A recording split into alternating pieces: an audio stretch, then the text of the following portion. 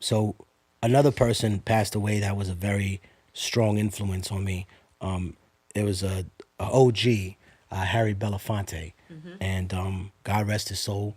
And he once told me, he said that every movement needs a thinker and a hammer.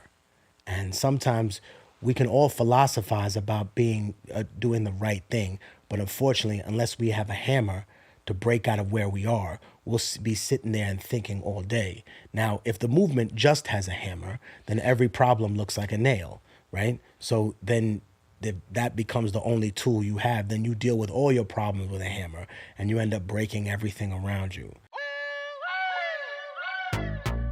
Small doses. Self-help from the hip. Small doses. We're talking that shit. Small doses. And keeping it real. Small doses. With me and them seals. It's so funky.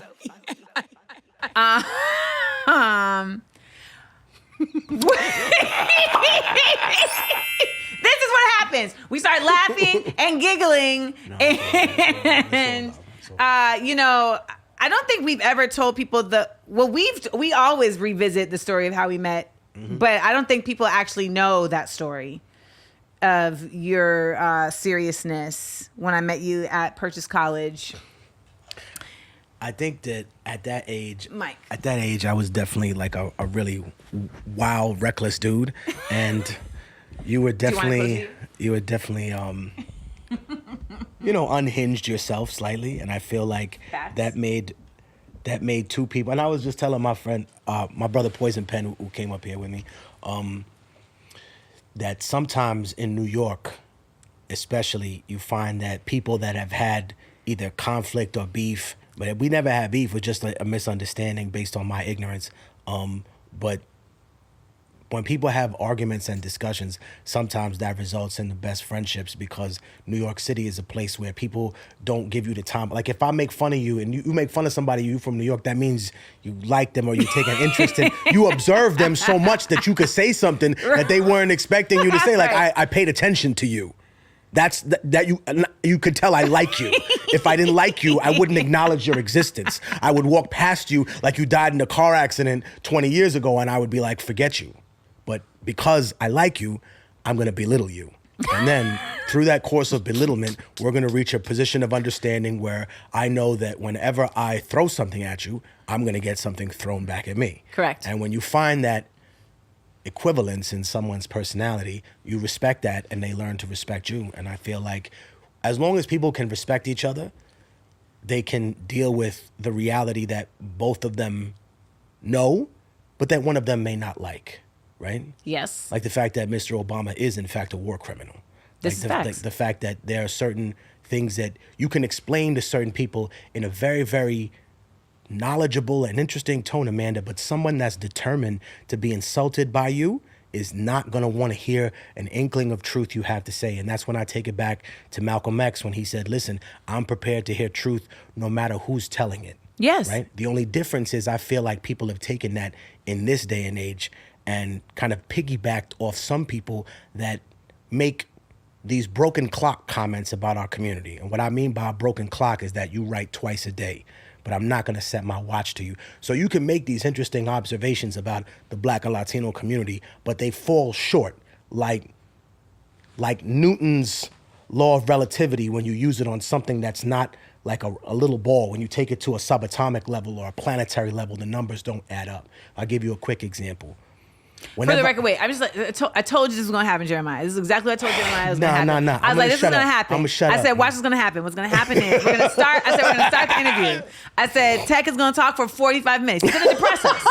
He's going to depress us in that 45 minutes. I said, at the end of that 45 minutes, he's going to provide us with an esoteric option and option for solution and survival. God, and we're going to choose to take it or leave it. But it will be offered. It will be proffered. And that's how this is going to go. So I'm just letting y'all know, because we on for the ride. This is Side Effects of Answering the Call, Part 2 with... West Coast Edition. Yes, West Coast Edition with Immortal Technique. Take it away. I love the drip, too. It was for you. I'm telling y'all, I was like, I have a whole closet of pink and red clothing just for this podcast. The homies at home are watching. And I was like, you know what? This feels oddly appropriate. So here we are. carry on. So we were talking about subatomic levels of. So some things don't. Sometimes when people say things about our community, they'll be partially right, but it's not said from a place of wanting us to grow and be in a position. Sure. Can I give an example? So I saw this clip floating around this week. And apparently it's like 3 years old, but it's basically this this police captain or chief, I'm not sure, but he's a ranking police officer. And he was at a funeral for someone who died due to police violence. And this is in Milwaukee. And so apparently at the end of the funeral, he was being interviewed by the press and they were asking him like, why were you on your phone during the funeral? Why were you on your phone? And he was like, I was on my phone because I was checking on the status of a 5-year-old who was just, shot with a stray bullet sitting on her parents' lap. And this keeps happening, and the number of deaths that I am seeing in the Black community are because of gun violence. Why isn't anyone just as mad about that as they are about the police violence that's taking place? And everyone in the comments was like, "He not wrong. So I think that's exactly it's exactly the point I'm trying to make. So what someone says this, let me clarify for people. When I hear somebody say y'all only protest when a cop kills a person, I'm gonna use the example of the person that got choked out in the train and related to something else, just so the audience at home can see. That's the camera right there. All right. If a person in the community, Harlem, Brooklyn, anywhere in New York City, but I can also speak for the rest of America because I bothered to look up some of these statistics. If somebody from an urban area or even a suburban area is caught killing somebody, is caught in the act of killing somebody, or is caught on camera killing somebody, or is caught in any way, shape, or form with evidence that is linked to their involvement in someone's death, over 90% of the time they're found guilty. And they do some kind of time and there's some kind of consequence for them. But it's not just the fact that we're dealing with law enforcement, but we're dealing also with what we call the proximity to power. So if you are related to law enforcement, and I'm gonna give a clear example, about 2 years ago, there was a woman who ran over an immigrant's baby, and instead of being concerned about the health or the welfare of the child or even the mother's emotional status, the police, simply because the woman was the brother of an NYPD sergeant, threatened a woman who just lost her baby with deportation and jailing for the rest of her children if she didn't somehow change her story about this lady who ran over, and then not just ran over, but then basically hurried the car up and went like 4 or 5 blocks until they finally came to their senses and realized, oh my God. But they were on the phone in that car. So something tells me that somebody in the car, I'm not making allegations because I have no proof of this, but if you got a phone call after you just ran over, you made a phone call after you just ran over somebody, you called somebody. Yeah. And they told you, don't leave the scene of the accident, pull over, tell them you were scared, which is exactly what this lady came out and said. And now we have this issue. Now, I'm not saying that people don't wild out in certain situations. I'm not saying that there aren't people on the train that do incredibly crazy things, but my issue is the fact that if you had family members or people had the false story that said it was his father, it's actually a different family member, but he has a proximity to the NYPD. And the individuals that are now protecting that will say, you only care when it's a cop.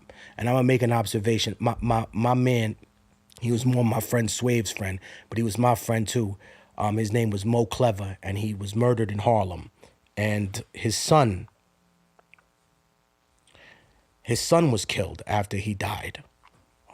He was outside playing with his friends. They were shooting a video, and somebody came by and sprayed the block, and they only killed him. And him and his father are both gone. And now we're trying to do whatever we can to make sure his youngest son is good. But we had a vigil, we had a march, we had grandmothers out there, we had people upset, whether it's in Bed-Stuy, whether it's in Harlem. People go out, they go to the church, they cry. You don't see our tears. I'm sorry, Fox News, Newsmax, you not at the rallies. Don't tell us we only care when it's a white cop. We care when anybody dies in the community. You think that just because we live in a big city that there's not a neighborhood there? How dare you? I know the neighborhood crackhead. I know the ox from the store. I know the Korean guy who moved in. I know how long he been in the army for. We had a conversation. I lived there for 30 years, 40 years. How am I not gonna know this? So don't say that we don't have community. Don't say that we don't have empathy, because really what you're doing is perpetuating some racist trope that we don't actually care and we don't actually love our children. We're just virtue signaling because somehow some spineless liberal convinced us that racism existed in America. I don't need a fake Democrat to come and tell me that America's racist. I have eyes. And I think that it's also belittling to the parents of the child that has died. Because you basically telling them that you don't care about your own child, that somehow the limelight is what you really after. So why are you telling a grieving parent that they're clout chasing in any other society, or if you accused anybody else of doing that? It would be immediate consequences. It would be lawsuits. We saw that with the Sandy Hook shooting. You had a whole lawsuit because you said, yo, shut your mouth. But with our community, I feel like there's not the respect level for that. So it's not. I can make a very good argument for keeping the Second Amendment without any disturbances. I can make a great counter argument for it. But when you start saying things like, "Oh, y'all only care when it's a white cop or a white person that kills," that's absolutely not true. We're looking at the fundamentals of how those cases are handled. When it's a homie that kills another homie, 90% of the time or above, you go into jail. If it's law enforcement that shoots your family, good luck. Good luck getting a court date, because what you're going to have to do is all these steps. First, the indictment, a grand jury, super hard, right? Then the DA, who would normally prosecute, probably have no problem with prosecuting a ham sandwich in New York City, he going to drag his feet forever because the union is up his, right? Right? With their hands coming out of his nose, that's how far up his they are. Then you're going to have to deal with the mayor's office, right? You're going to have to deal with, okay, now we're going to go to trial. Now they're going to want to do this not in New York City because they don't think you're going to get a jury or your peers. So they're going to move it to Westchester, or they're going to want to go to Long Island. You're going to play that game. Then you're going to have jury selection games. Then after that, even if you find him guilty, the judge is going to give him what? Them George Floyd cops got what? 1 year, 2 years, 3 years? There was a police officer, I'm going to end with this, in Washington Heights. This man been on the force for 20 years. He was drinking and driving. He killed a woman, a Dominican sister, and 3 out of her 4 children. And this man got 1 year in jail and 5 years probation. And if you don't believe me, please look it up. The definition of fascism is that the people that are in charge of your life have absolutely no responsibility and no accountability to answer any questions for you. So before you talk about communist China or Cuba, try and fix that's here. That's what we're mad about, that there's no accountability. Are we angry when a gang member kills another person? Absolutely, because that's still somebody's father, that's still somebody's mother. But that homie is going to jail. The person that shot Nip is going to jail. The other people that shot the Indian Red Boy, they're going to jail. The other people that got caught, they got caught on camera. But this brother got caught on camera shooting another person. Boom, and then laughing about it and sending texts, and then it's still an uphill struggle. That's what people are frustrated by. That's it. You spoke about fascism. So here's the thing, you're somebody who is incredibly well-read and well-lived, because those are two different things, right? I feel like, around the world. But there's people who want to spout, like when I talk about like, okay, what's going on right now, and then people start quoting Bible verses to me, I'm like, that's not helpful. I could play that game. Though. I cannot. I read the Bible, of course. But I'm just like, can you tell me about a bill? Like, can you quote a bill that's currently like being pushed through that's going to like harm you? Because that is actually much more of a practical approach at this point. And it took me a long time to get to this point too, right? Because I was very much like, okay, side note, Jordy keeps trying to attack Poison Pen sneaker. And I don't know what it is about this particular sneaker. These are hard. We'll have to put an insert shot because you're not even moving. And ever so often he just feels compelled to like, I need to go to the sneaker. And then he comes back. And I'll be trying to make like a valid point and you over here doing that. But I just say that to say that we're in a time in America where it's abundantly clear that fascism is like moving, right? And I know this because I see an abundance of people that are trying their best to figure out how they can get on the boat with it, right? Like to me, that's like a good indicator of when something really has momentum is when you just see folks trying to clamor to grab hold of it. And then you see the other folks that are really trying to do their best version of Katara in Avatar, the Last Airbender, and like water bend the ship from getting forward. Shout out to my geeks that know this reference. If you don't, look it up. It's on Nickelodeon. But I say all that to say that like,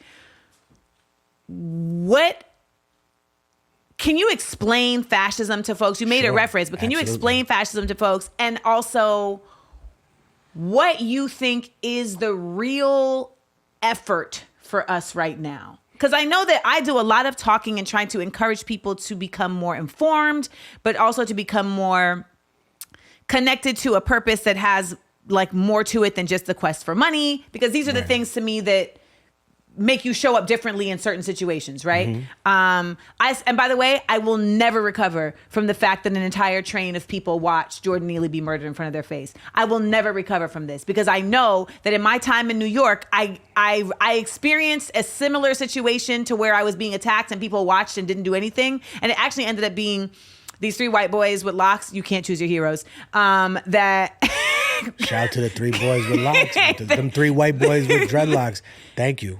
Matthew, Mark, and Luke came up the train and like surrounded me and, you know, prevented One-Eyed Willie from continuing to beat me with my own box on the train. And it's a whole bit that I will do in my next special, not the one that's coming out in this summer, but the next one. But I say all that to say, though, that like had the roles been reversed, I may have died that day because there's no way I'm letting that happen on my watch. Like, no way. And I just felt like on a train of people, there should always be at least one person. And I'll never, I don't think I will ever get over the fact that not even one person tried to stop it. But that's something else that I'm sure you will address because you address everything that I said. Sure. So in the fascism, what in your opinion is the effort? We can start at the very beginning. For people that are confused at home, fascism comes from the Latin word fasci. And what did I tell y'all? What did I tell y'all? You said the beginning. People thought you were going to say Hitler. No. Carry on. The fasci were a group of sticks and a group of axes that were tied together with twine. And they were put on either side of the Roman Senate. And they exemplified the power that they held over other people.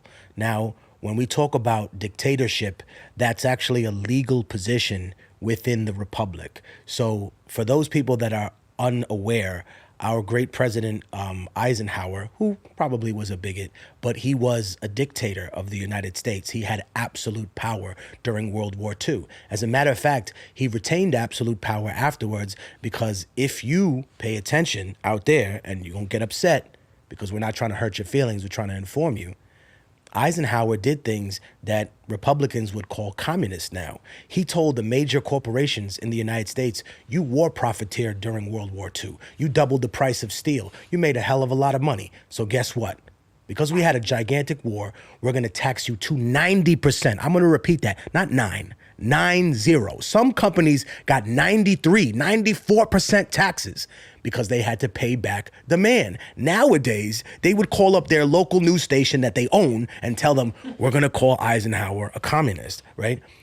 During the course of this kind of transition to fascism, one of the things that Augustus did when he invented the empire, right, was that he took the best soldiers from the Roman army and he said, would you like to serve in Belgium or Pannonia or some other hole in Spain, right? Sorry, it was a place back then.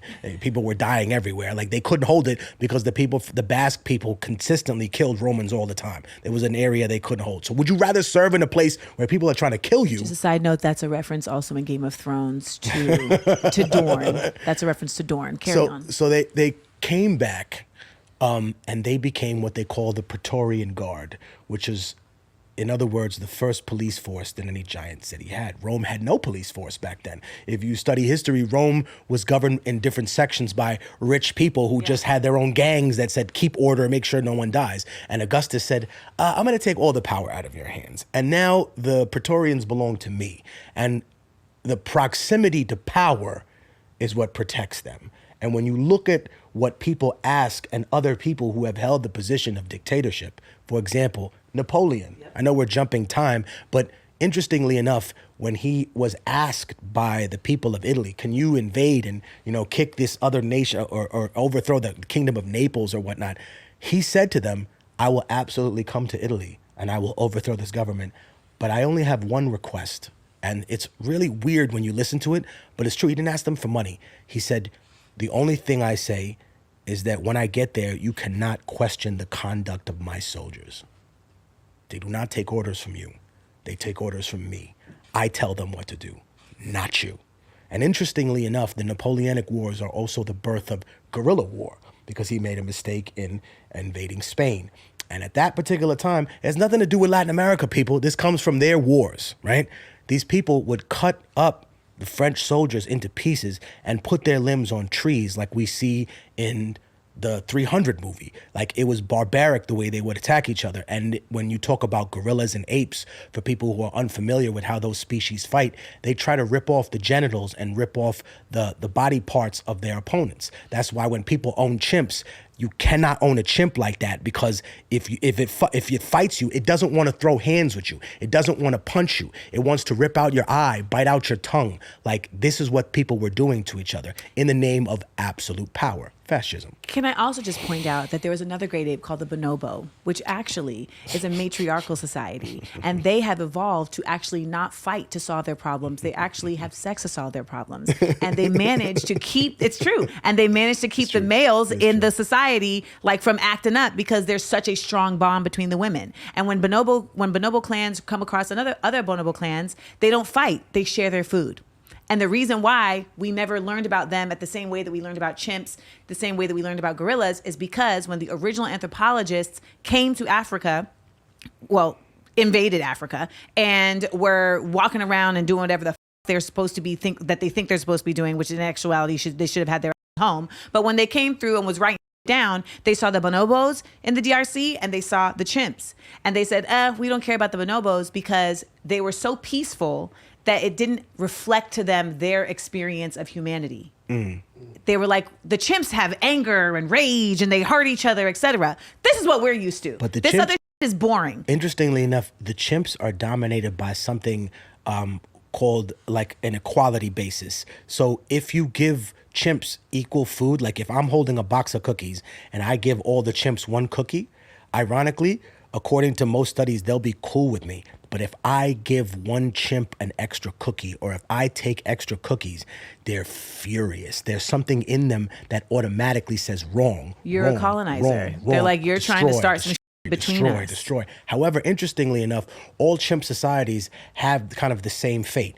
They grow so large and so big that then some of the younger males that come up after the alpha male, they try and fight they them. say, we're breaking off, we're taking our own things, much like human society. However, if we read Diop, and I think it's interesting, there is a conversation about a time in the European Valley, closer to, I would say, Eastern Europe, but I believe we're talking about the year 16,000 BC. There's actually a recorded society of women who lived in that area. Mind you, this is around the time of Cheddar Man. So for people who don't know Cheddar Man, that's one of the first... I don't know who Cheddar Man is, but I love cheddar. I have night cheese every night. So Cheddar Man is, interestingly enough, a incredibly melanated British person, one of the people that they think are the first human beings who were living in Britain. And this is an incredibly melanated man with blue eyes, and the beginning of what they see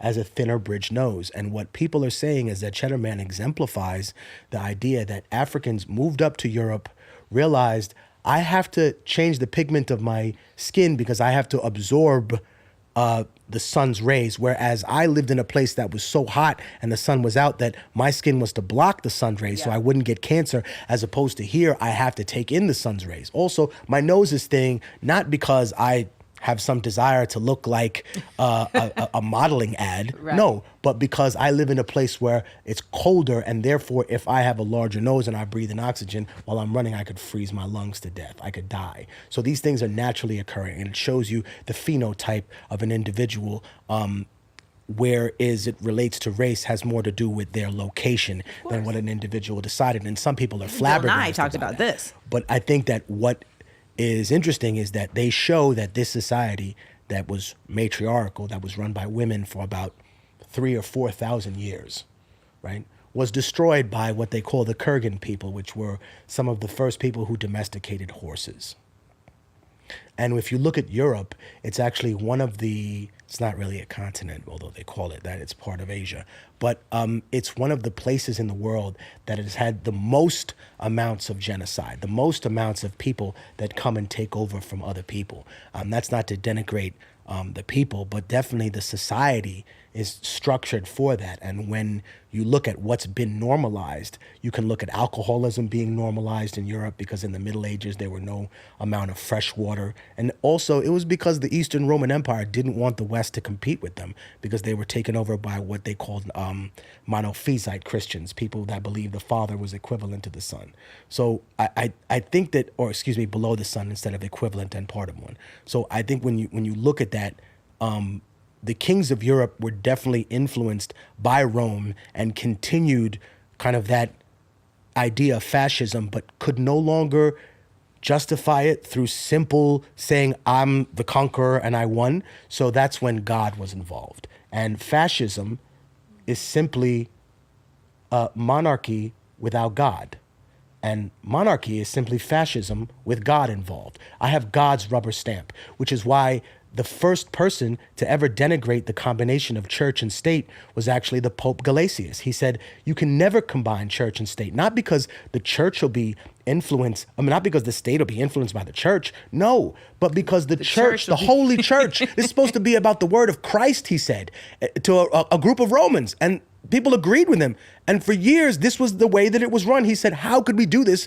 Because if we start a war, it won't be our war. It'll be God's war, and it's not God's war. He said, you shouldn't mix the word of Christ in the politics of filth and conspiracy and bribery and murder, because that's what the state is on its natural level. If you and I kill a person, we go to jail. The state kills a person, it doesn't end, right? Right. The interesting part about when you look at fascism and you look at dictatorship and you look at things from a right wing or a left wing perspective, they're both a legal basis for that. So dictatorship was when a society is under so much stress that they have to elect one leader in order for them to be saved. Now, there's a primary example of this that ended well, and there's a primary examples that end very badly. What's an example that ended well? There was a Roman leader called Cincinnatus. We named the city of Cincinnati after him. The Gauls invaded Rome once upon a time. Is that where we get the term, you have the gall? Yeah. Okay. The Gauls. You'd have to have a lot of gall to invade. The Gauls invaded Rome, and here's the thing: they were before the Goths sacked it in 410. They came probably, I would say, a few hundred years earlier, and they reached the gates of Rome. So what they did is they said, if you want us to not invade Rome, you have to give us the weight of our weapons. So they threw all of their swords on there, right? And the people of Rome brought all their gold and they weighed it out and it was equal. And so the leader of the the Gauls at the time came over and said, no, no, no. And he took like his broadsword out and threw it on top and then put his crown and made all the leaders of Rome take off their jewelry so that they would balance it out. He literally left them without their chains. Like he snatched a chain and went home. And have you done this in a music video yet? So Cincinnati. I feel like you should really do this. So Cincinnatus said, no, fuck this. These Gauls ain't gonna come down here and do this no more. So he went up there with legions, aired them all out, like just decimated their populations in the part of France that would be nearer to the Alps. So that particular area was cleared out for Roman settlements. And when he returned, he knelt before the Senate and gave them his sword. Now, what fascism enabled him to do was to conscript soldiers, conscript people's stuff, I can take your legally. Mm-hmm. However, when he returned to the Senate, he was like given a triumph and he was admired so much because he returned power to other rich people. Right. He gave power back to the aristocracy, in other words, not to the people. We confuse that sometimes. But he gave power back to a larger power structure. But he did what he set out to do and didn't then take the inch and then the mile. Right. But then people forget that he's then followed not directly by Caesar, but by a group of other dictators of the Roman Republic. For example, there's Marius and there's Sulla And these people have interesting endings too. For example, Marius grew so old as a dictator that he once ordered the attack on a separate group of his own men because he imagined that they were different troops. And at that point, people say that he was probably killed by his own men because they realized, okay, you're getting to the point where you just have dementia, you don't know what you're doing. But people followed his advice and they did what he did. Sulla is another example, is a person who crossed the Rubicon, as they say. That's the phrase. And he was... Side note. The Rubicon is a river near the city of Rome. Thank you. And when you cross the Rubicon, it's like saying you've passed the point of no return. You here to throw hands. Right. So because people hear that phrase, they don't know what it means. And when you say that, that's what it means. So now you know what it means. Okay, we're back. So, I mean, I think that is a perfect example of what would be seen as fascism. Whereas we see it now, look, I understand that people really, really like to stick to their sides in politics, but I have seen Republicans push fascism. I've seen Democrats push fascism, and that is the ultimate control of the state. For example, Republicans pushed fascism. Now they have a convenient, forgetful memory, right? Because they've all gotten behind Trump, who said that he was against the Iraq War. But I haven't forgot how those people in the conservative movement rubbed their to dead children for 15 years in Iraq and Afghanistan. You cheered the murder of those people. I watched you on television. I read your comments. So please don't now reinvent yourself behind this circus performer and now tell me that you're all of a sudden anti-war. You were pro-war. You were pro-drone. As a matter of fact, the Republican Party was so pro-drone and pro-war that they pushed the Democrats into taking off their fake mask because they were pretending like they were anti-war, just like the French during the Iraq War. They were like, oh, we're not going to Iraq. And everyone's like, freedom fries, they're weak. And then when you realize, oh no, a little treaty called Sykes-Picot cut up the Middle East back in the day, and Iraq is not their slice. It's not their problem. It was Britain's problem. Britain got Iraq, which was at the time called Mesopotamia. They got Egypt as part of their slice, Kuwait, the modern countries, Saudi Arabia. All that was England's problem. England handed that to the U.S. after World War II. Then France's slice was Syria, Lebanon, and that's why those countries speak French. Right? The Russians said, okay, cool, we'll take the Caucasus, right? And that was their little deal. When the U.S. then bailed out France and Europe, they said, okay, we'll take all Transjordan, Israel, Palestine, all the things that are there now, Jordan, we'll take that. And that became kind of their inheritor. So when the war in Syria started, France was all for that and Britain was out. Why? It's in Syria. That's not my slice. That's your problem. And then when it was the French and Iraq, it was the reversal. So you see very clearly that those lines are drawn and that they've been there forever, irrespective of what the people themselves in that area want or what's good for them. No, I can't afford a competing entity. Therefore, there can be no Arab Union. I listen, I know people in the Democratic Party. They've literally said to me, I think that we would sooner hand over like Jerusalem to the Palestinians than we would allow there to be a South American Union. That will never happen in the existence because that would mean the end economically of the strength that America has on this side of the world. Literally, this is how people talk, and it's crazy because I would love to imagine that a person that is virtue signaling and telling me they care so much about me really does. But unfortunately, I just have to base my opinion on everything they've ever done. And to me, I think that there are so many proximities to fascism that both of them play with. But obviously, because of the religious tone of what right-wingers do, that plays into the God aspect of fascism, which is the monarchy part, which means God has anointed this. God wanted us to go to war in Iraq and Afghanistan. No, he didn't. God didn't want you to do any of those things. I find that more dangerous. In many ways, I think it is. But I think it's only because when people say, I don't want to argue with leftists because I don't care how they talk, they don't listen to you. I say, okay, argue with a religious person. They'll be even worse because in the middle of the argument, they'll just start singing and praying. Yes. And then the other people will start saying, you realize that it's a cult that has grown so big that you can't criticize it anymore. And then when I say things to people like, I'm sorry, I don't believe that Joseph Smith is a prophet. And I think that Mormonism is like an excuse for people to have taken Yes. indigenous people's land. That offends individuals until you point out that all the sects, or the majority of Christian sects that exist in this country, were invented in the 1800s. They're not from like 562 AD. They're not from Ethiopia. No, bro. They're from like 1844, somewhere in like Florida. Bro. And it's somebody who was like, I think I could do this. Like, it's just somebody who had the gall. I think one of the other things that is not spoken about, and I've talked about this on one other podcast, is if the end result of what people think the left is communism, then what is the end result of what the right wants? And there's an answer for that. It's called the theory of the 7 mountains. Oh, God. And the 7 mountains... I told you, Jeremiah. I told you. He's going to take us there. And we've arrived. Tell us about the 7 mountains and how Betsy DeVos... You can see the documentary, The Family, on Netflix. I would love to... I've been talking too much. I think Amanda needs to share it. No, but basically, no. Basically, this is my podcast. I talk all the time. You're here. Basically, the 7 mountains relegate 7 things that the religious community would like controlled by them.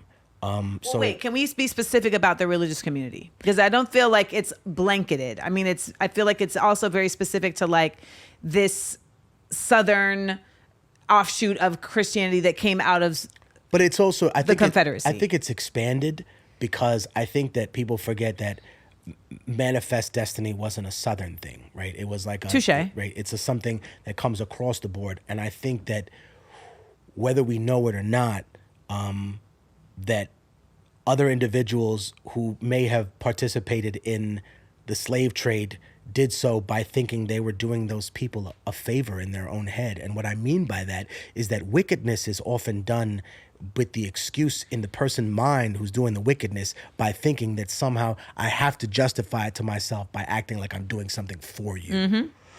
And self-righteousness is justified in the person who's giving by saying, oh, I get to ignore all my other responsibilities because of this. Oh, no, that doesn't excuse you being a bad father or you doing...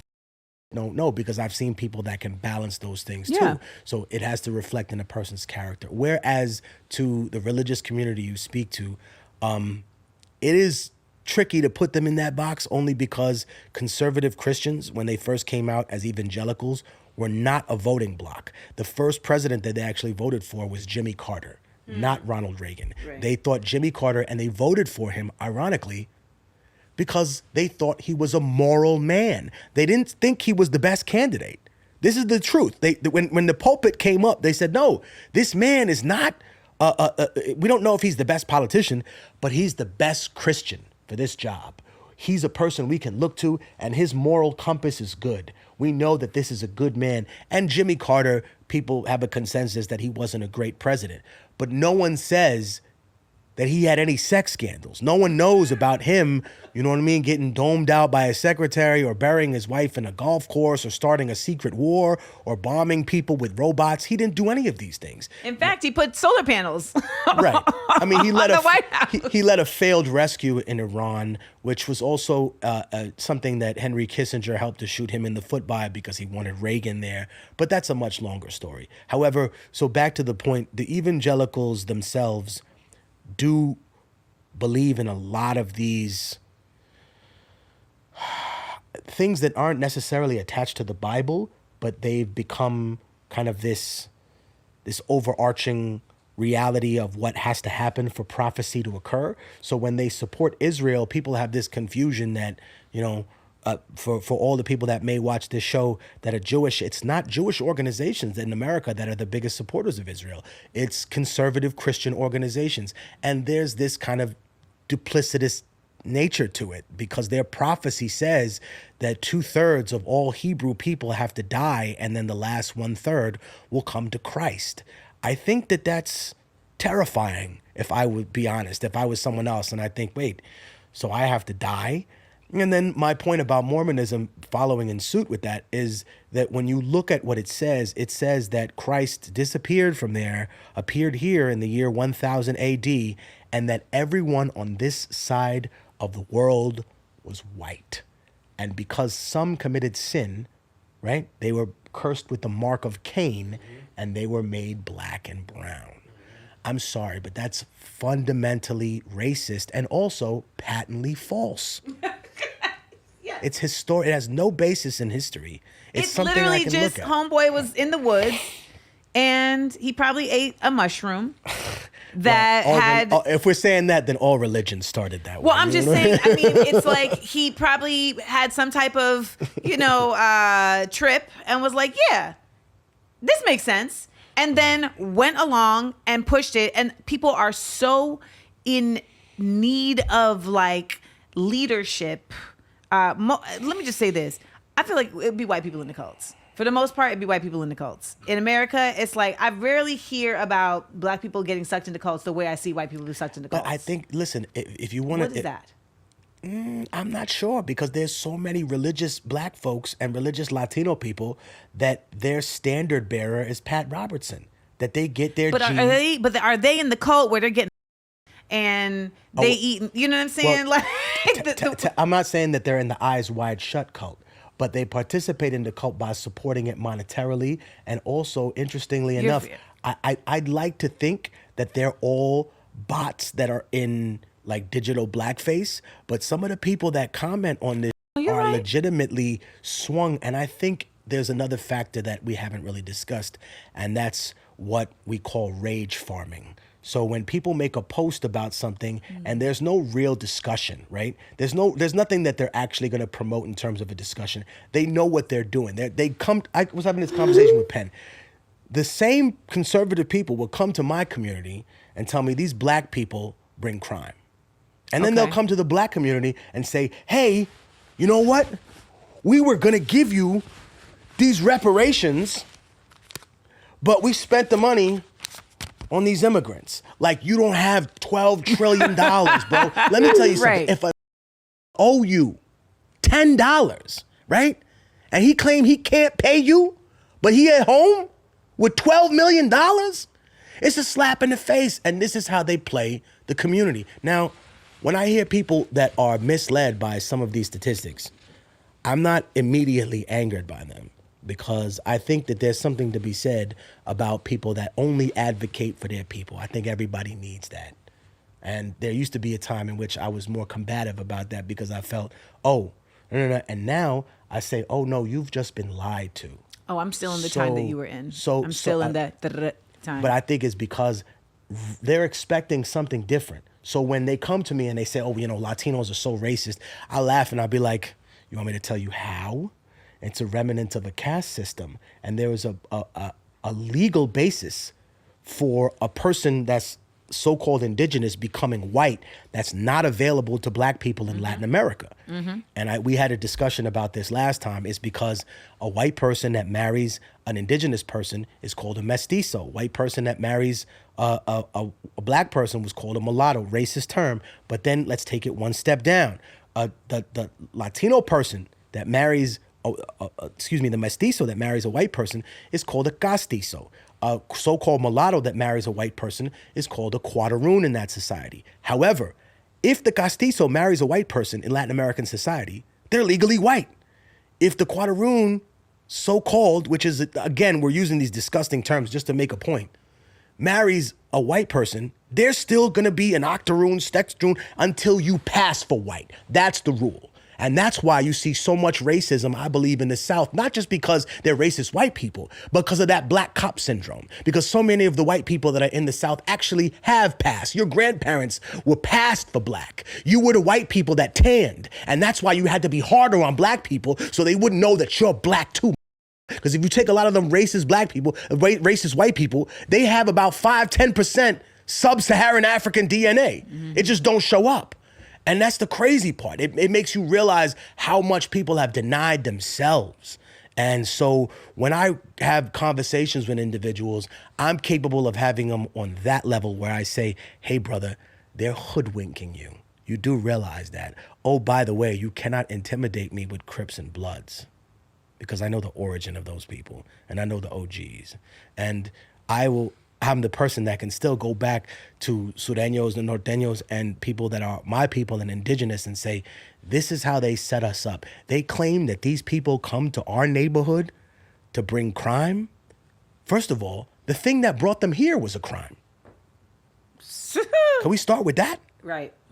The fact that they had these people, these individuals that they set up to be like a crash test dummy, and they made them think that they were doing something honorably. So when you had something like a Buffalo Soldier, you realized that you were there to serve in some sort of honorary capacity, as they're told you. Because if they really said, well, what we really wanted is a black meat shield that would take the bows and arrows and the spears so that we could go home to our families and the indigenous people would end up just killing and fighting with you, that would be a different, then it wouldn't be so honorable.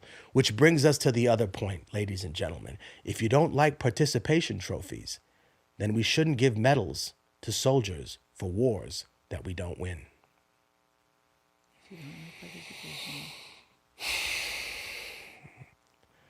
Why? Because you didn't win the game. You took the hill, but you didn't win the war. Well, they're only doing that to make it feel like there's some value in serving in this war and serving in these, military spaces, even though at the end of the day, they're just regular folks that are not going to reap the benefits. So yes. it really is just a participation trophy to encourage people to have incentive to keep coming. But I think the whole point of the phrasing is that too many people in this country talk about not understanding someone's participation. See, I'm not against participation trophies. I'm against because, the participation. You know why? Because I believe that if a person had an effort and grew from an experience, that they've won something greater than whatever the prize may be. For example, they don't need the trophy. But I know people that have come home from war and they lost everything, and that medal is not indicative of what they lost. The medal doesn't mean that they're brave. This, ironically, it comes from the Karate Kid. The medal means that you're lucky. Is it fair to say? Is it fair to say that it is a false equivalency to compare war to a cross-country race in middle school? I think the one thing about a false equivalency would be is if you can't find the same rationale. A person says, okay, was the goal achieved? Yes or no? Was some incredible effort put towards getting the goal, right? Like, you know what? You broke your ankle and you got a touchdown, but we did not win the game. America hasn't won a war since World War II. Does that mean that the people who sacrifice their lives to save another person when they're doing it? Because the reality is that most soldiers, when they die or do something, they're trying to save another person. They're putting their life in harm for other people. So in other words, when they get there, the psychology of the soldier changes. And I only know this because my family's in the military. It becomes less about the Star Spangled Banner, and it becomes more about the unit. It becomes more about, okay, Amanda's in our unit. I got her 6. I got to make sure she's alive because she makes sure I'm alive. And it stops being about the Star Spangled Banner, and it starts being about the person on my right and the person on my left. Mm-hmm.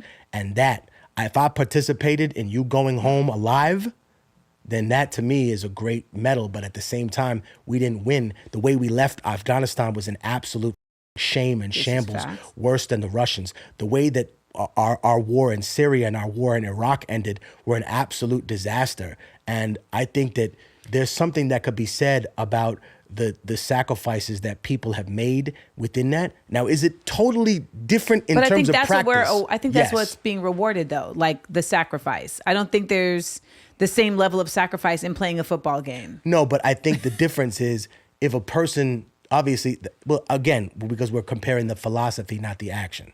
A philosophy of a person is to say, yes, a prize was given for something that was not achieved. So while you can draw a comparative line and say, okay, crashing a plane is not the same thing as crashing a car, you kill more people. Sure, absolutely. In theory, though, you've crashed. In theory, it's someone's fault. In theory, someone dies. But I think that's where we end up running into, that's where I feel like I end up running into the frustration of practical applications for change. Because I think, particularly in the present day, there's a lot of theory and there's a lot of philosophy, but then there's just like the actuality of like these people are in power and are doing things every day that have beginnings and ends, and then create repercussions, right? And then like we wax poetic about like, well, you know, are they like when I ask people about like why do they think people are doing these things? Why do they think people in power are doing things? Some people are like, oh, it's greed. Some people are like, oh, they're being paid off by the NRA, which is still greed, right? But then other people will be like, it's sin, and I'm like, or like it's the devil, and I'm like, even if you think that, which I'm not going to tell you that it's not that, because I can't even tell you what their reasoning is. But even if you think that, what is your counter to that? How do you fight that? And at a certain point, I just feel like we have to move beyond philosophy, beyond just philosophy and theory, to identifying like the actual practical enemies in front of us and the ways they are addressed and the ways they are smote out. So here's an interesting thing. For everyone that says right-wingers are automatically fascist or all racist, I can give you plenty of examples of how they are. It's not a false equivalency to say that they're that, because you have plenty of examples that are shining and perpetuating of that. Mm-hmm. So in the same token, a person that would leave everything behind to go to war and not achieve a goal and still end up with the scars of that comes home, I don't see, I mean, I'm not a pro-war guy, right? But like, for example, the other day I had a green card veteran shirt. So people kept asking me about it. And I said, listen, you know, veterans are being deported. And this movement started because a guy, a young Marine, God forgive me, I forgot his name. This organization has it. He passed away in Iraq, and they tried to deport his mother. And all the Marines came out, black, white, Mexican, fucking Puerto Rican. They were all standing in front of a house like, no. This is the birth of the movement. You cannot deport somebody that's given their life. We don't agree with the war. We don't agree with the fact that we were there, but you cannot do this to this person. Right. That's not a false equivalency to call that a participant, because she didn't participate in the war, but she gave the ultimate sacrifice, which she put her son's life on the altar of what people told her at the time was freedom. Remember, the excuses for the war was not originally what they told us. It was not regime change. It was nuclear war. Are you clear on what I'm talking about as a false equivalency? Because I'm saying that her doing that ultimate sacrifice is not the same as a mother taking their son to football practice and them not winning the game. That's what I'm saying. No, but I'm not debating that. Okay. What I'm debating is the idea that a person is still going to get a reward for not being the winner, for not being the person that comes out on top, for not doing the thing that you were actually supposed to do. I figured it out. Here's the false equivalency. See what happens when we talk? Here's why it's a false equivalency. Here's why it's a false equivalency. And I'll tell you why it's not. Okay. Because at the end of the football game that everyone participated in, if you win, you won that victory. Right? If you were in the game, you win that victory. Right? Like you're able, you have it on your record. Like you're able to say like, we won this victory. Somebody's getting that game ball though. Fair. But the person that's getting that game ball is usually on the team. In the winning of a war, no one who participated in the actual fighting of the war reaps the benefits of the win. It depends on what time we're talking about. Well, if we're going to talk about modern war or past war. So for example, let me just say this. I know we'll talk about the history of war. Sure. Well, let me just say this. I think there's also a difference in the fact that there were wars where people were drafted. They weren't even choosing to be a part of the game. So I think in that regard, like you can't even apply those situations because those are folks that were forced to be a part of a scenario that, yes, they should be honored for surviving or not surviving at any rate, because that's the ultimate least this place can do for forcing people to put their lives on the line for a country that in many cases is not even going to give a fuck about them. Like look at all the Black and Latino folks that went over to war and came back and still had to drink from another fountain. Look at all them white people that came back from Vietnam and Iraq, and you now sitting in nothing right now. You listening to this podcast from a park bench. Well, I think there's also some of those same people who the only thing that they are sitting in is that they're not Black and Latino. Like that's where I feel really sorry for people with that mentality. but that's what's sold to some individuals. Yes. The other thing, so what I think makes it to me equivalent in the sense is no one's trying to equate the actual death of an individual with someone getting a scraped knee. Right. What we're saying is you're so opposed. You're so angry that someone ran in the race, got a medal, and you think that it's somehow dulled the effect of the winning trophy. Well, does the medal that a person gets for getting a Purple Heart when your friend's dead, that don't dull the fact that that person's gone?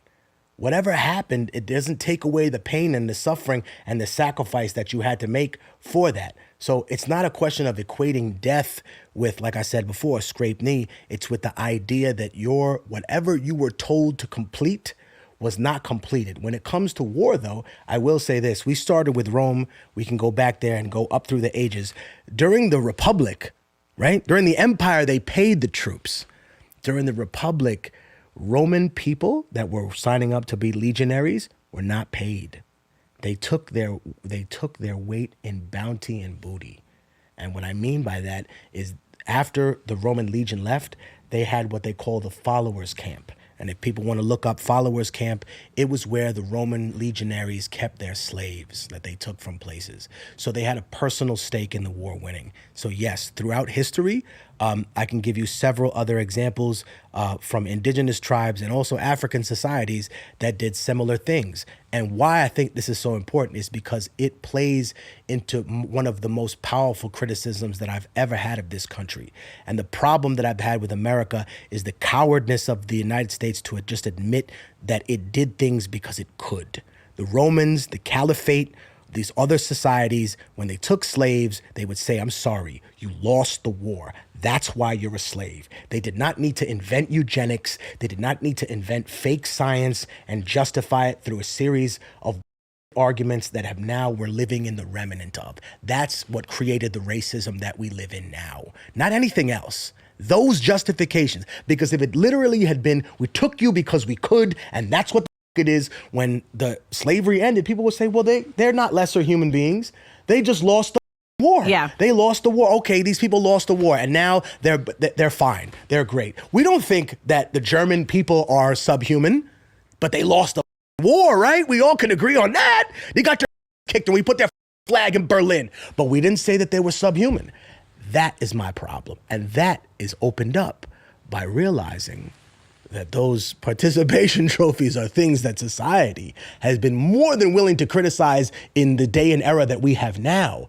But the participation of troops was based on reinforcing the state. So when people say, oh, the Nazis were left wing because they were socialists, I say, wait a minute.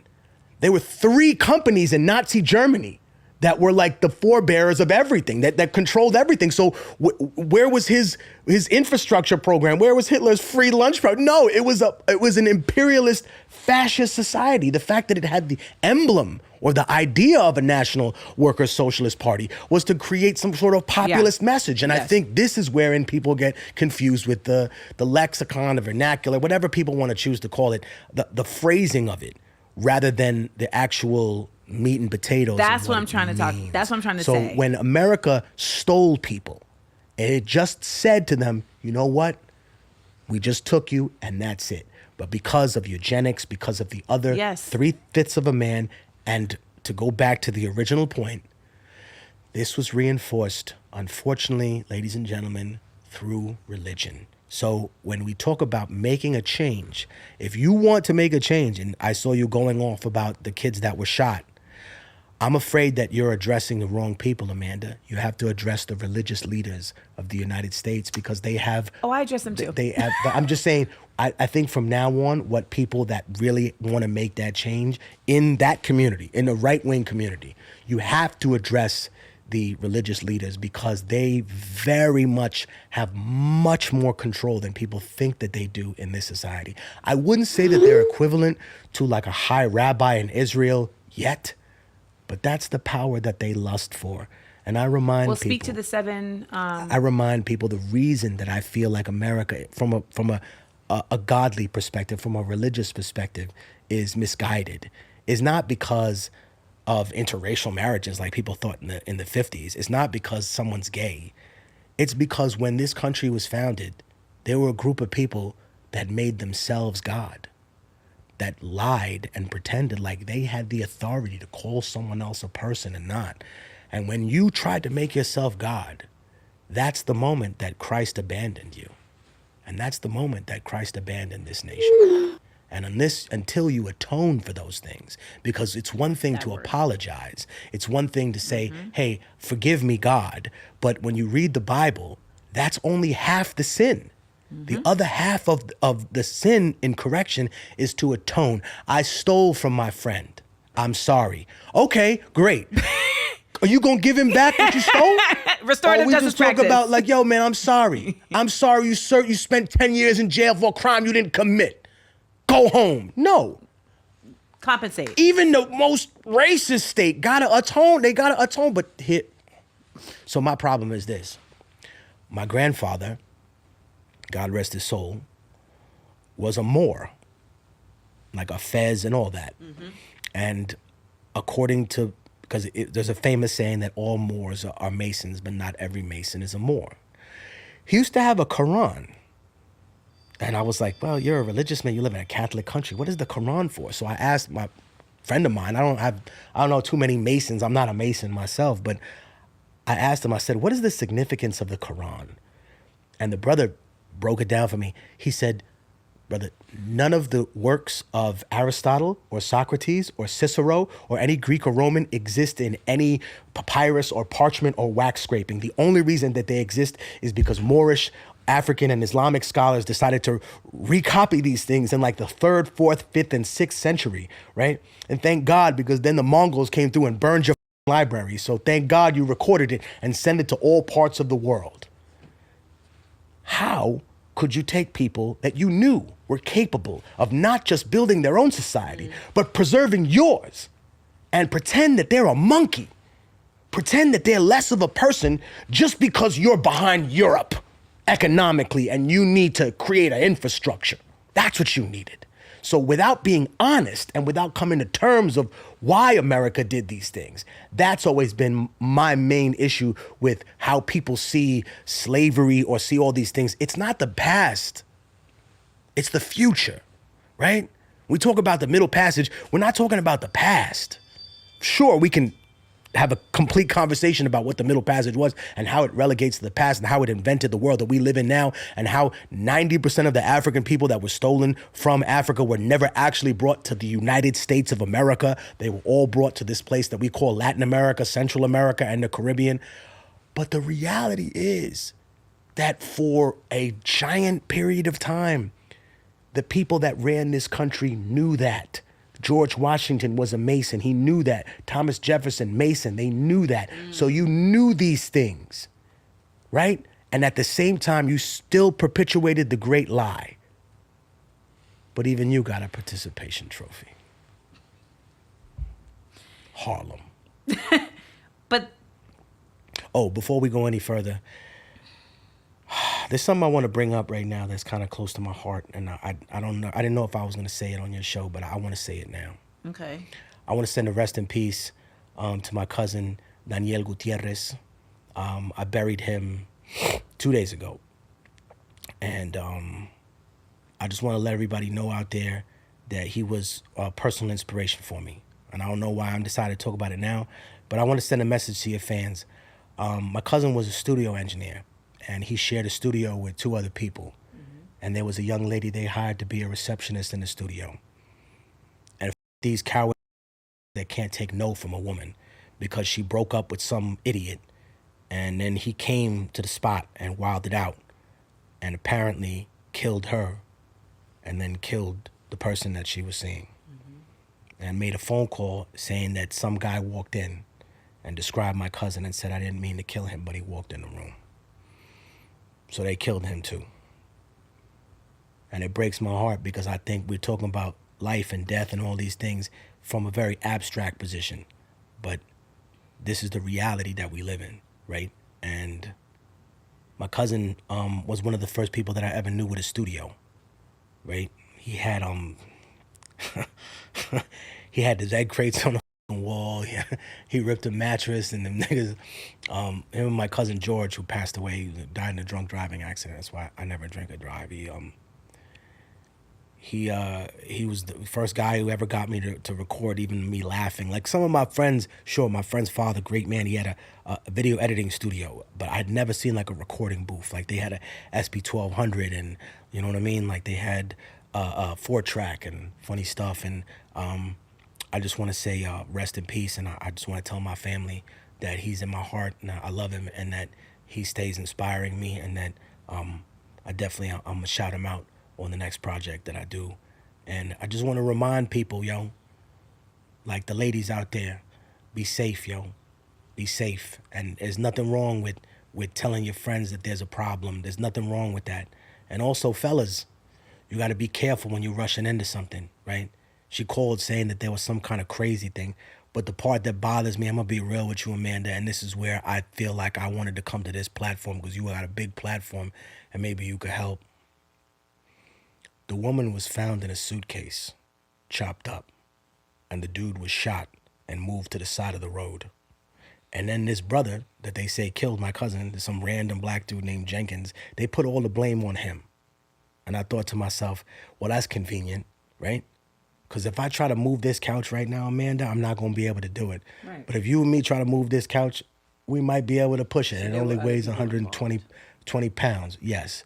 So y'all killed a woman, you chopped her up, right? This ain't make the news because it was during another shooting that happened, right? So nobody's talking about it. But in Lancaster, California, a young woman was murdered and chopped into pieces and put into a suitcase. And I want to say something else. The police didn't find my cousin. Y'all didn't find him. And I didn't say this at the funeral because that day wasn't about me. That was about my cousin and about my family. But today is about me. You didn't find him. My cousin found him. She found him with a dog and her husband and a drone. And to me, I just want to say, listen, if you're going through something, and ladies, if you got some DV going on, listen, if you got a problem, you got a problem. But if you got a problem and you don't tell nobody, you got a really big problem. Mm-hmm. Please share your experience. Mm-hmm. Share what the is going on. Tell it to somebody so they can document it, right? If you scared to tell your older brother because he's gonna wild out, tell your mother, tell your homegirl, right. Tell somebody, put it in a text message that could be sent to people that they can know about this, you know? Because we could sit here and talk about politics all day, but at the end of the day, I'm removed from it unless I talk about a personal experience, right? I think that's what's happening, though. It's like, it's only a matter of time before the politics becomes personal. I think we're part, even like on the gun control topic, it's like we are all in America part of a very shrinking statistic of folks who have not been involved in a mass shooting. Like, I feel like it's only a matter of time before you're like, oh, I actually did know somebody there, or I was there.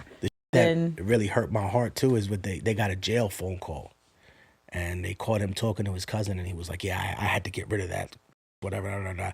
But he said something like, I didn't mean to kill the last dude that came in.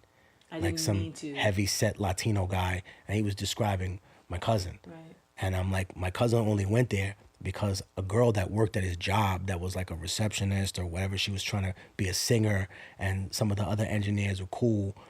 The guy that was seeing her worked in and out of the studio trying to bring acts there. Mm-hmm. Literally just made a phone call and was like, yo, some dude wilding out here. Like, could you come calm him down? And my cousin, I think, knew the two parties. So he went there and he was like, hey, whatever. And when he got there, according to the police report, the two people were dead. So what trips me out is kind of the lackadaisical approach that they had towards it. You know what I mean? And also the fact that no one's talking about a young lady that was chopped up and put in a suitcase. We should be having this conversation. That shouldn't be normal. That shouldn't be something that people glaze over. If you're a woman and some man is so pathetic that he can't take rejection or somebody is involved in something, and sisters, I know you want like adventure in life, but dealing with a criminal is not always the adventure that you think it's going to be. Because that adventure doesn't have a part two sometimes. And a lot of times, I taught in the prison. I know a lot of ladies that are in there because they took a hit for a man. And I'm not knowing brothers because I'm saying that there's plenty of brothers I know that are doing time over a woman. But that's not what we're discussing here. We're discussing people that get involved in romantic relationships with a person that they know is violent or controlling or a sicko, get the fuck out. A Okay? savage. Get out. Get out. That's what I'm gonna tell you. And I'm glad I'm on your platform because I could talk to, I know you have like tons of women. Please, sister, talk to somebody. I don't care who you are, right? I don't care if you Maria, Keisha, Becky. I don't give a who you are. I don't care. Listen, whatever community you come from, text your friend. Ling. Don't matter. Yeah, text your friend. It don't matter who it is. Tell somebody. Tell somebody what the is going on.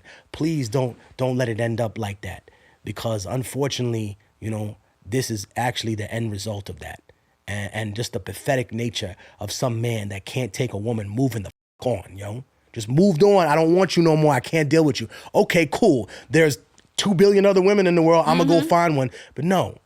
You feel like you got to take somebody's life, and also to those individuals, and you know what it is. Do you want to answer some questions? Sure. So, I'm about to send them to you. okay.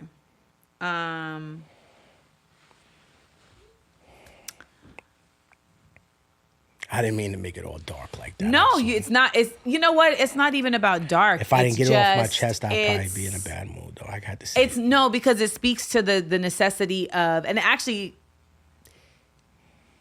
speaks to what I was kind of coming from, where it's like we can philosophize and theorize all day, but there are like actual right.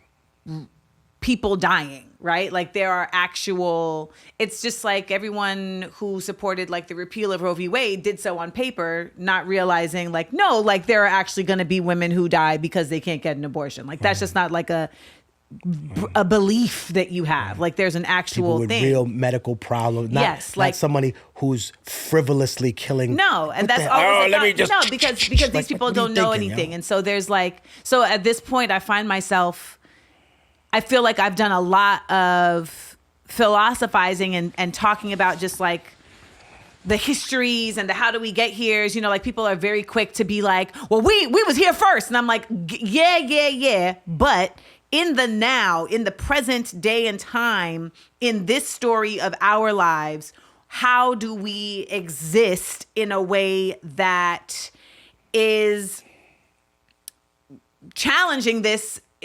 Like I was talking to Jeremiah earlier, and it was like, if you look at the history of humanity, it feels like there's always people on top and people on bottom. There's always like those who are being exploited. There's always those whose lives just don't seem to matter just as much, like going to Belize and going to the Mayan temple and then being like, yeah, and this is where the kings and such slept. But then down here is where the peasants slept. And then over there is where they used to play a game, and they'd have the peasants play the game, and whoever lost got sacrificed for the gods. And you're like, there's always someone. And so the question becomes like, is the human experience really just the constant effort of people getting power, retaining power, and those on the bottom fighting to not have to be the repercussions of that power? And if that is the human experience, then in this day and time, how do we, who aren't in the quest for power, but are simply just in the quest to live our best lives, how do we do that without feeling like we are spending our lives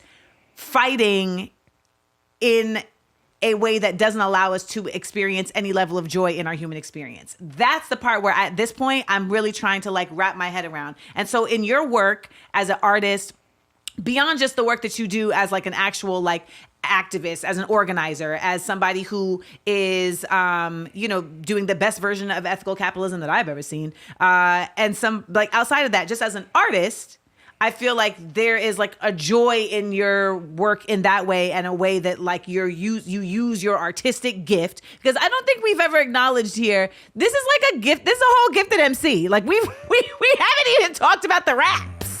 I'll come. We on didn't even talk about the raps. Spit a verse one day. I'll come. Okay. On spit a verse one day. 'Cause that's how we met, the raps. But like inside of that, I feel is like, okay, this is a whole other way that like my purpose exists, right? And I know for me, I'm constantly trying to figure out how how am I contributing? How am I contributing to the effort of dismantling harmful power structures while at the same time, like, enjoying my time? Is that even possible? And how do I empower and encourage others to do the same? Because I know that that is what most people that are listening to this podcast feel on a daily basis. They feel like they have no way of challenging the impending doom that is raining down upon us on a daily basis that Amanda reports on her Instagram, on her podcast, and on her radio show, The Amanda Seales Show, which you can listen to wherever you get your podcasts, as well as in various cities. I wanted to touch on what you were saying. So another person passed away that was a very strong influence on me. It was a OG, Harry Belafonte, and God rest his soul. And he once told me, he said that every movement needs a thinker and a hammer. And sometimes we can all philosophize about being doing the right thing, but unfortunately, unless we have a hammer to break out of where we are, we'll be sitting there and thinking all day. Now, if the movement just has a hammer, then every problem looks like a nail, right? So then that becomes the only tool you have. Then you deal with all your problems with a hammer, and you end up breaking everything around you. Now, I've seen movements succeed from both ends and fail from both ends.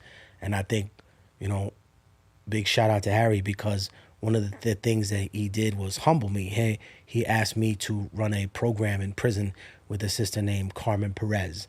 Hey, Carmen! Who's a genius, yes, sweetheart.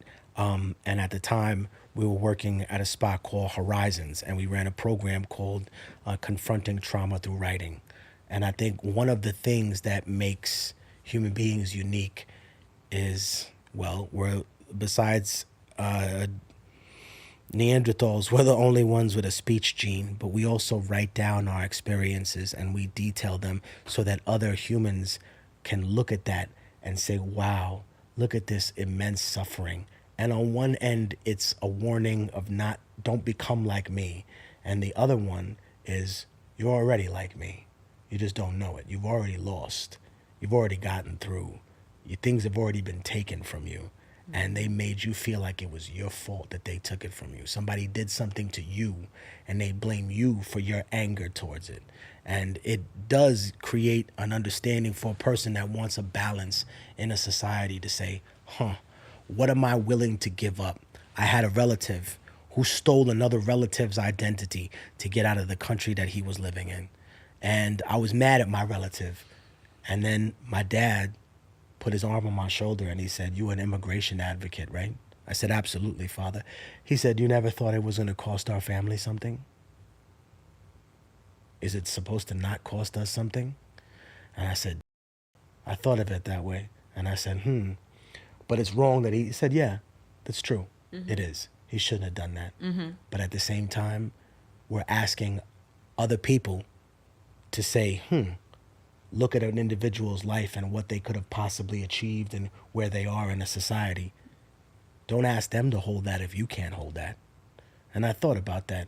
And so when I spoke to my relative and I said, "Listen, man, eventually I had to forgive you for that." You know what I mean? You had to get out how you had to get out. Right. You up certain things for some of my other relatives because you stole a person's ID, to the point where your kids had to be told that that wasn't your name, which is crazy. But at the same time, I stepped back from that and I took my own ego out of that.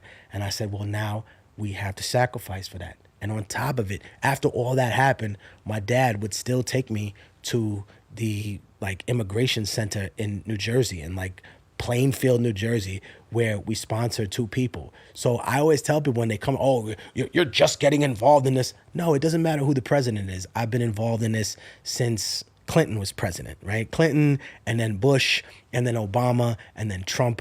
I mean, if you stick to an argument, if you're anti-war, it's not, okay, the Iraq war is bad and the Syrian war is great. No, they're both power grabs by authority figure that at that particular time has no economic plan and want a goddamn distraction. But come back around to the hammer. and the thinker. The hammer is hard, And the reason why I'm bro. bringing you back It's around hard, is bro. the reason why I'm bringing you back around is because I feel like we have entered an era of action. There is really just a lot of folks who are willing but don't necessarily know the action, and I find myself not necessarily being able to give them like specifics, right? Like, I mean, I can tell people all day long, like there are people who have already been action, and actually in accordance with what you're saying about like if you've been about something, you've been about it. Like the work has been happening. Like before you came to the work was happening. Like the work never stopped happening. Like Right. Harry Belafonte was what, 90? Like he was like He passed away at 96, and ironically, 96. I met him when he was 84. Right. Like that blows my mind. Like however old the oldest person that's watching your show is, imagine when you 84, you meet a young person and you say, you know what? I'm gonna help this little out for like 10 years. Let me see. I'll throw him some jobs. I'll bring him up to argue with famous people and throw him in the mix like they did with you with Cat Perry when you had to fuck everybody up. He'd be like, Harry would do that. He would bring me around. He'd be like, hey, you know what? You want to come to a dinner tonight? And I'd be like, yeah. He's like, the dinner's like $2,000 a plate. And I'm like, yeah, I'm not coming to dinner. And he's like, no, I'm just telling you so you understand who's going to be there and I want you to act accordingly. And I'd be like, huh. What does that mean? And he would be like, just press whatever issue. He's like, don't be afraid to express things. Be like that. Because the reality is that these people pretend they don't appreciate it, but they go home and think about everything you said. You know why? Because they live in an echo chamber like rich people, and they only get told the that they want to hear. So when they hear someone that tells them what they don't want to hear, and that person is not insulting them, but rather talking to them, they're forced to push their ego aside and be like, oh, I got to sit next to this, which is why I tell people that being an advisor to the president or advisor to the king is so important, because an individual who is in power is always going to be reliant on other people's opinions. Because ask Jeremiah like the Bible. How many times a day do I call you like, okay, Jeremiah, what are you thinking? Any person who is in a position of power, who's smart, is going to know that their perspective is not what everyone else sees. Let's go to the question. Sure, no You still didn't give a straight answer, but we're going to go to the questions. I questions. gave you a straight answer. You did not. I did. You did not. I said that you have to be both the hammer and the philosopher. And I think that but can honestly, you were saying that it requires both that. But I think it's really, I think there is something to be said for the concept of that you have to be both that. Because I think some of us are like one or the other. So here's the thing. I would say that when Harry said that you are both of those, you have to be good, what he was saying is you created a very good balance of both at the same level. But most people can't handle them being at the same level. They have to choose one or the other. And that's fine as long as they're both present. You can be the thinker as long as you know, hey, if it goes down, I got to be the hand. Like, if it goes down, I can't run when they start shooting the tear gas. I got to just put the mask on and drag the kids out. I got to do my job. I got to regulate. I got to do it right. Hey, if something goes wrong in my community, I got to make sure those people are right. How about this? I'm the philosopher, but if de Blasio canceled the food program, I'm going to start a food program. I'm going to start a 501c3. I'm going to do this. And it's not violence. It's action is the hammer. It doesn't mean violence. Hammer don't mean, hey, I'm going to dress in black and start bashing in windows. It can, but that's not. But that's not. But see, don't let them sell you the idea that that's all it is. That's the action that makes it look like you in the destruction room. But that is the starting point. The other is where you really build in pyramids, where you say, hey, I'm doing the work that's not sexy. I'm doing the work that's not cool. I get up every day like a bus driver that Ebony K. Williams don't want to date and do my job every day. I'm on that bus. And if you had just said you bougie, we'd have been happy with your response. But you want to act like it's because it's because of Robert Byrd that you choosing to love because you're doing. I just know that girls that watch this show. I wanted to bring it back to that. From someone who has dated a bus driver, from someone who actually did sit on a New York MTA bus and say, yo, that man's fine, and actually went on Twitter and got his number. Oh my because God. I took a picture of him and posted it to Twitter and was like, can somebody identify this driver of the Metropolitan Transit Authority bus? And it was on like the 23rd Street and 6th Avenue run. And I got his number and we went on a couple dates. And you know what ended up happening?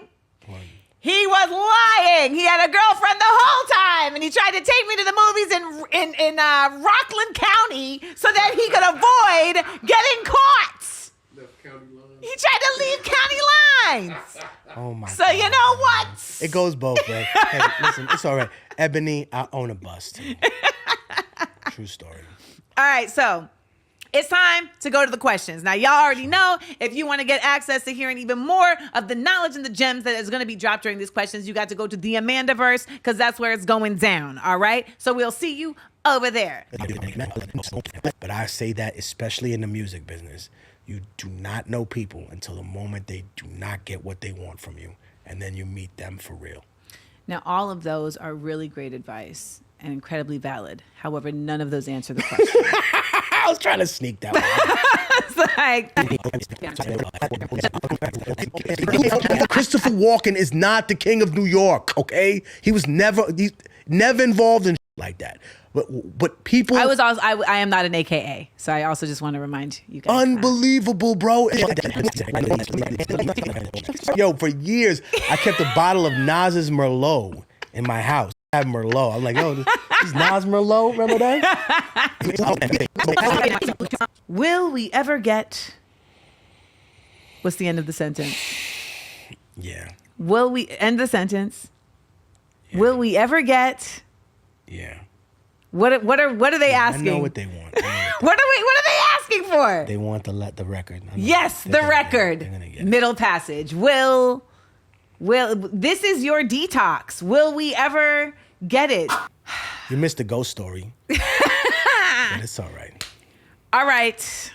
Well, in true fashion, we have covered a myriad of topics. And we call this series with you, Answer the Call, because I really feel like, one, the call's coming from inside the house, as we talk about America. But two, again, I think a lot of people are trying to figure out what to do next, and you never know what's going to be the phrase or what's going to be the story or what's going to be the reference that sparks the thing that makes you say, oh, I know what I need to do, or I know where I can be the hammer and the thinker in this situation. And so what I love about talking to you is that you're going to provide such a myriad of not just knowledge, but of insightful points that people will be able to say, okay, even if I leave this conversation not knowing what to do next, I've got a lot of resources that I can pull from to find out, well, what's the next place I can look for in order to figure out what to do next. But I love you. Thank you so much for joining us. Thank you. It's my pleasure to be here with a plethora of points and pontification. I also really appreciate giving the platform. And again, big shout out to all my cousins. I know you're going through it and been hard. I love y'all. My cousin is alive in my heart and in my spirit. So rest in peace to Daniel Gutierrez. I love you, my brother, and I appreciate the positive things that you brought to my life. If anybody want to get in touch with me, you can reach me at www.immortaltechnique.com, or all my social medias is Tech Immortal. And then on Twitter, I don't have a blue check anymore because I ain't paying for it. Exactly. But I'm Immortal Tech. So come see me. I appreciate you. And Amanda, again, thank you for having me on your platform. And ladies, I'm going to remind y'all, if you got a problem out there with somebody, you got a problem. But if you don't tell nobody, you got a really big problem. Please tell somebody what the hell is going on. Send a text message. Tell a friend. Tell a family member. Tell somebody. I appreciate y'all. I love y'all. I want you to be safe and get home alive tonight. Peace. Give them a Harlem before we go. Harlem all day, baby. All day. You lucky I didn't come with my drip. Lucky.